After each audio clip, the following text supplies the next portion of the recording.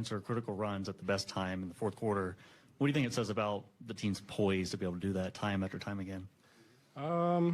Just something we've been working on.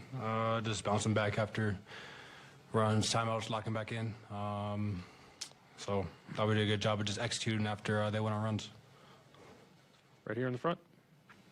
Jamal, what do you think is the key to keep this level like all in all the series in this playoff? Like how do you keep doing this like and you don't go down in the bad moments of the team? Because we have a big goal in mind. You can't dwell in the negative. You know, if they're playing well, you gotta just do better and be in a better mindset to do it. You can't hang your head every time out. So I thought we did a good job. You know, after timeouts, just coming in locked in. No matter what they do, just executing and you know, playing the way we play. Are your knees okay? Yeah. Thank you for asking. Mike Singer, left side. Jamal, Mike kind of struggled a little bit from the three-point line, but he impacted the game in a lot of different ways. What did you think of his night overall, and just the fact that he seems to have developed far more than just a jump shooter? Yeah, I mean, he's done amazing. Just have like playing an all-around game. You know, 12 boards, 14 points with basically only one or two threes. Getting to the rim, playing great defense, pursuing the ball. Like he's 6'10". He's doing more than just knocking down shots, and that's dangerous. And when he's doing that, yeah, he's helping us a lot. Just being on the wing, and even if he's not shooting well, he's going to keep shooting, and we're going to keep finding him. Jamal Murray talking about Michael Porter Jr. there, and early in his career, still early in his career, but he was a guy who just shot the ball and played no defense, and he was picked on defensively. He's not a great defender still, but I thought he was better on that end of the floor tonight. But I think what the Nuggets did, I think they realized, like, okay, we need to bring some dogs in here. I think going out getting KCP was a huge deal. Brown getting Brown, and the other kid Brown too. Yep.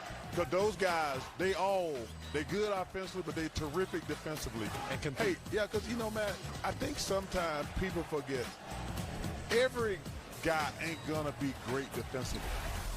I mean, the notion that, because look, some of those guys in Miami, they're great shooters. They're not great defenders. Mm-hmm. And Michael Porter Jr., he's really trying to work harder defensively and get some rebounds. But I told you, I said, you get Kevin Booth, I think is his name, because once they got Jamal back, that solved all their starting problems. But they bench. Yep. Going out getting KCP and Brown, that changed this whole dynamic of the team. That depth has been huge, and even during the regular season, the non-Jokic minutes statistically were pretty ugly. But they're so much better equipped in this postseason than they were last year. I mean, it's not even close. Yeah, no, it's not. And the postseason, they obviously stepped up. And Chuck made a great point. Look, you got piano movers, piano tuners, and piano players. And you need them all to have a great show. And Denver has those pieces. You have the two stars, as you're talking about.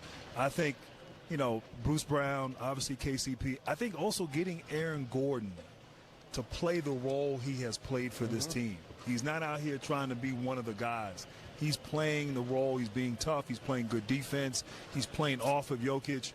So all of it's coming together. And, look, a year ago, it was tough. You had the injuries. And I do think Michael Porter Jr. is learning how to play the game. And it's much more efficient. They've carved out a nice role for him. He's not just shooting. He's getting to the rim a little bit more, improving on defense. But this is a unique group, and if they're able to get it done here and ultimately win, obviously got a lot of basketball left, this core has a lot of runway in front of them, which will be interesting. Shaq, I don't know how you grew up. You had a piano? No. Where you grew up? You had a piano? Yes, he had a piano mover, a piano tuner, and a piano. I was just thinking about this. Matt, did you have a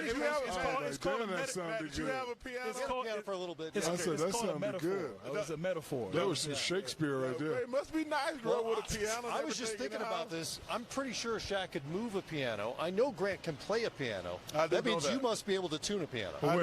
We couldn't afford a piano growing up. I told you, I got the drums one year. They were great for like 3 weeks. Like all kids when they get a new toy. I was a regular who's a good piano player? Come on, Matt, you're the white guy. You're supposed to be the smartest one. Damn. John Coltrane? Herbie Hancock. Herbie Hancock. Thelonious Monk. I played the drums great for like 3 weeks, and then, I got over it. But I'm not. What does that have to do with a great piano player? Because I never even knew that. He started bringing out pianos and stuff. Man, Shaq grew up poor. Yeah, we ain't had no piano. We ain't had no damn piano. You can afford a piano now. I can now. It's too late now. He is too smooth.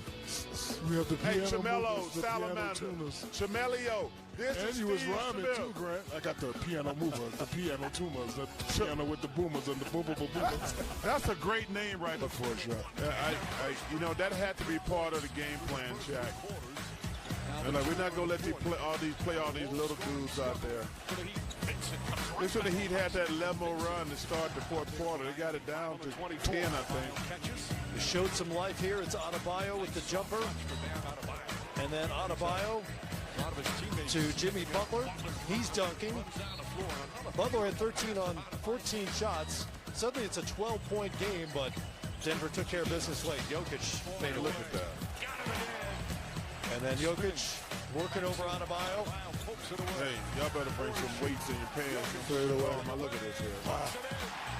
You know, to your point, Shaq, he didn't really press his size advantage for most of the night, but when he has to, he'll post up and take advantage of a smaller player. Shaking of the head from Jimmy Butler as he walks off. You know, and Matt, you said something earlier. I don't think the Miami Heat want Bam taking 25 shots. I mean, he does not, they don't want him taking that many shots. So I think your point, they were content with him shooting the ball. That was a great point that you made. I mean, if he's going to shoot 25 times, that's just a lot less shots for their three-point shooters and guys like that. Sometimes a lot of teams, they milk their advantage too much. Because you just said something earlier, too. Joker didn't take his advantage on size until when the game in the last couple of minutes. Until he has to. Yes, exactly right. I said a lot of things, apparently. I mean, I'm not used to you getting stuff right. So I remember what you said. No, that's why they stood out. It's easy to remember. Now it makes perfect sense. Thank you, Kenny. Kenny's no watch. It's good to know. Again, Because you Grant, know why, Kenny? no mention at all for us. You know why, Kenny? Because he's over here bragging about his vodka that he was drinking. The Steve Smith thing. I knew there was a Smitty. Yeah. I can't believe, because there's a big difference. Grant, you're a good-looking man, and Smitty's ugly. I can't believe that they confuse you two. You never confuse a good-looking dude with an ugly dude. What's the name of that vodka you drinking? Redmont. Redmont. Redmont vodka and Vulcan gin. Same thing for the shout-out. And what? Redmont vodka and Vulcan gin. Munt? What is that second word? Redmont and Vulcan Redmont. gin. Oh, Vulcan. Vulcan. It's in stores in Alabama and Georgia. Can we get a gift package? I live in Georgia. I'll get you